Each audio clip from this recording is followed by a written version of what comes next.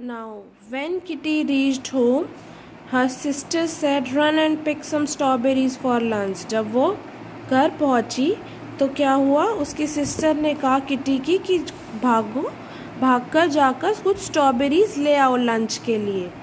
तो क्या कहती है, आई एम टू टायर्ड। वो क्या सोचती कि मैं बहुत थक गई हूँ। But the shoes landed her in the middle of the strawberry bed with one jump.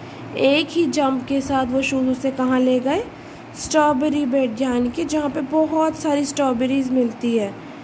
Once the dish was full, एक बारी क्या हुआ, जब उसका बोल जो है भर गया, Kitty wanted to stay and eat a few strawberries but she was zipped away into the dining room. अब क्या हुआ, जब वो बाउल जो है उससे भर गया स्ट्रॉबेरीज से, तो किट्टी चाहती थी कि वहाँ पर रुक के वो थोड़ी सी स्ट्रॉबेरीज खाए, पर शी वॉज जिप्ड अवे, यानी कि वो सीधा रश्ड ऑफ, यानी कि वो कहाँ लेके जाई गई, into the dining room. Dining room में सीधा लेके जाई गई। It is delightful to have a quick errand girl said her mother, यानी कि वो क्या कहती है कि ऐसी जो लड़की जो पहले बिल्कुल काम नहीं करती थी और इतना सारा काम कर रही है, बहुत अच्छा लग रहा था उन्हें, उसकी मदर को।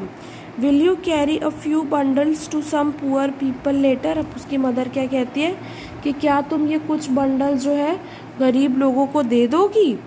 तो वो क्या कहती है, मस्ट आई, साइन किटी, मतलब वो डीप ब्रेथ लेके, लंबी सांस लेके क्या कहती है, मस्ट आई, मुझे तो करना ही पड़ेगा। ठीक है। While the shoes tapped under the table, और शूज क्या कर रहे थे तब तक, अंदर टैप कर रहे थे। टैप क्या होता है, this is called tapping, this is called tapping. तो शूज ऐसे टैप कर रहे थे और वो उसको रिमाइंड करा रहे थे दैट शी मस्ट, उसे करना ही चाहिए, चाहे उसे अच्छा लगे या ना लगे। It would be kind but you may do as you choose, replied mamma. उसकी मम्मा क्या कहती है, ये बहुत अच्छा होगा अगर तुम दे आओ तो, पर अगर तुम नहीं करना चाहती तो कोई बात नहीं। Kitty sat very still, Kitty क्या हो गई, आराम से बैठ गई।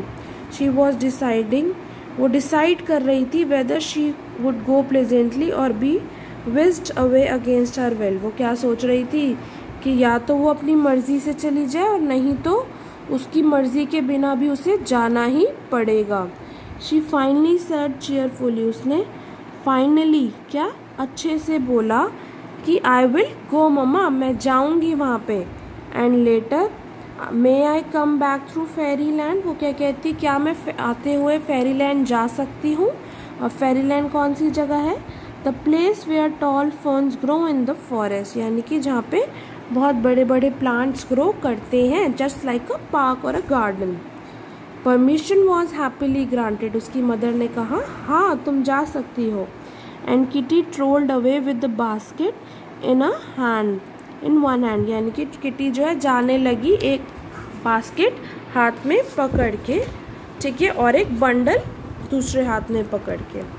Once she had given the sick baby some clothes, एक बार उसने क्या, जो कुछ क्लोथ्स उसकी मदर ने दिए थे बीमार बच्चे को देने के लिए, वो उसने उसे दे दिए।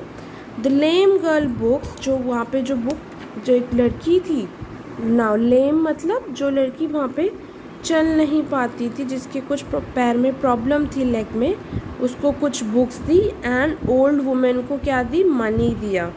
जैसे ही उसने दिया, शी फेल्ट हैप्पी, उसको अच्छा लगा, as people always do when they do kind thing, जब आप किसी की हेल्प करते हो तो आपको भी जैसे अच्छा लगता है, ऐसे ही किटी को भी अच्छा लगा। किटी सून रीच्ड फेरीलैंड, अब वो कहाँ पहुँच गई, जल्दी से फेरीलैंड पहुँच गई, which was filled with wild flower, जो कि किससे भरा हुआ था, वाइल्ड फ्लावर से, जंगली फ्लावर से भरा हुआ था। नाउ किटी विश्ड, किटी ने विश की to rest her aching feet, यानी कि उसके जो दर्द हो रहे थे फीट, उसको रेस्ट करने के लिए उसने विश करी। And immediately her feet folded under her, यानी कि उसने क्या किया, उसके जो फीट थे वो अपने आप फोल्ड हो गए, क्योंकि उससे शूज़ को भी पता लग गया था कि अब वो थक गई है। And she sat on a cushion of moss, यानी कि एक मॉस, एक प्लांट्स का जो छोटा सा कुशन था, जैसे वहाँ पर वो बैठ गई। Then with the third, a large black cricket landed beside her, staring at her curiosity. अब थर्ड क्या होता है? With the sound, मतलब एक साउंड के साथ एक large black cricket. See, it's a cricket. ठीक है, एक ब्लैक क्रिकेट आया और उसके साथ में आके उसको देखने लगा किटी को। और क्या कहता है cricket? Hello, are you related to my cousin grasshopper? You took such long leaps just like him. वो क्या कहता है? क्या तुम मेरे जो कज़न है ग्रासहोपर उससे कुछ तुम उसे जानती हो क्या? क्योंकि तुमने बिल्कुल वैसे ही स्टेप्स लिए, लॉन्ग लीप्स लिए जैसे कि वो लेता है। क्रॉक्ड द क्रिकेट, क्रिकेट ने उससे कहा। अब किटी क्या कहती है? I am not a grasshopper but I have put on magical shoes today. मैं कोई ग्रासहोपर नहीं हूँ बट मैंने आज मैजिक शूज़ पहने हैं, किटी ने कहा। Surprise that she understood what the cricket said. अब वो क्या हो गई? सरप्राइज हो गई क्रिकेट की बात सुनकर कि उसको समझ आ गया जो कि उस क्रिकेट ने कहा। ठीक है। ओ इट्स मिड समर्स डे। अब किटी ने क्या कहा कि ओ मैं क्रिकेट की बात समझ पा रही हूँ, so that is very interesting. Oh it's mid summer day and fairies play prank today he said. अब क्रिकेट ने क्या कहा? आज क्या है? मिड समर्स डे, यानी कि सबसे लंबा दिन है समर्स का। और आज के दिन क्या करती हैं फेरीज? प्रैंक करती हैं, मजाक करती हैं। The magic will stay till sunset and then the fun will be over। अब क्या कहता है क्रिकेट कि जो मैजिक है वो आज शाम तक, जब तक सन नहीं चला जाता तब तक रहेगा, और उसके बाद ये सारा जो फन है वो सारा ओवर हो जाएगा। Because of the shoes, in shoes की वजह से यू कैन अंडरस्टैंड मी, तुम मुझे समझ पा रही हो। And also two squirrels, frogs and butterflies, तुम इन सबको भी समझ पा रही हो। Sure enough Kitty heard all sorts of voices singing and laughing and she understood every word. अब क्या हुआ? किटी ने सारी वॉइसेस जो है सुनी कि कुछ जो है हंस रहे हैं, कुछ बोल रहे हैं, और उसको सारी चीज़ें क्या हो रही थी? समझ आ रही थी। She talked and played with the squirrel and butterflies until T time. T time तक उसने क्या किया? उसने बातें करी और स्क्विरल्स और बटरफ्लाइज के साथ खेली भी। Just as the clock struck 4, जैसे ही 4 बजे, away went the shoes over the pool, the hill and the road till Kitty reached home. फटाफट शूज उसे कहाँ ले गए? घर की तरफ ले गए। The sun will soon set, यानी कि जो सन है अब जल्दी ही ढलने वाला था। किटी क्या सोचती है? I must skip while I can, thought Kitty once tea was done। अब वो क्या सोचती है कि फटाफट मुझे घर पहुंच जाना चाहिए ताकि वो शूज़ ही उसे ले जाएं। She waltzed around the lawn so prettily that her mother exclaimed, "She shall go to the dancing school." उसने इतने अच्छे से डांस करा।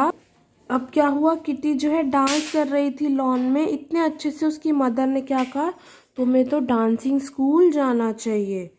Kitty skipped on hoping to learn some graceful steps before the day was done. अब क्या कर रही थी किटी? डांस कर रही थी। अब क्या था? किटी जो थी कुछ स्टेप्स सीखना चाह रही थी जिससे पहले दिन पूरा खत्म हो जाए। Finally her mother called, stop now dear and run up to bed. उसकी मदर क्या कहती है? अब रुक भी जाओ और अपने बेड की तरफ जाओ और सो जाओ।